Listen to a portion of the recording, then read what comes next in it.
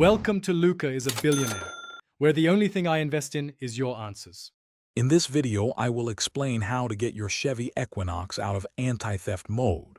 We'll cover common reasons why the system activates, walk through simple steps you can take to reset it yourself, and discuss when it's best to seek professional assistance.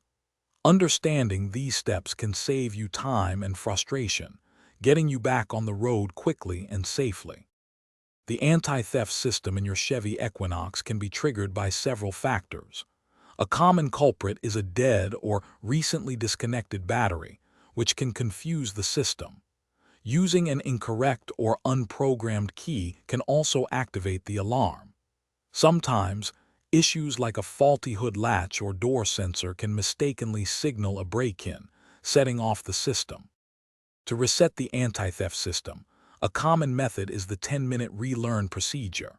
Turn the ignition to the on position without starting the engine. Wait for the security light to turn off, then turn it off. Repeat this cycle 2 more times for a total of 3 cycles, all within 30 minutes. You can also try locking and unlocking the doors with your key fob. Additionally, inspect fuses related to the body control module or instrument cluster, as a blown fuse can sometimes cause issues.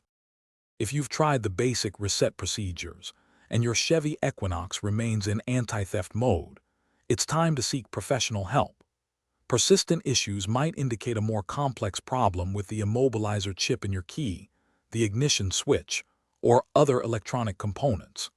A dealership or a qualified mechanic has specialized diagnostic tools to accurately identify and resolve these underlying issues, ensuring your vehicle's security system functions correctly. Thanks for watching and please subscribe. It's the best investment you'll ever make.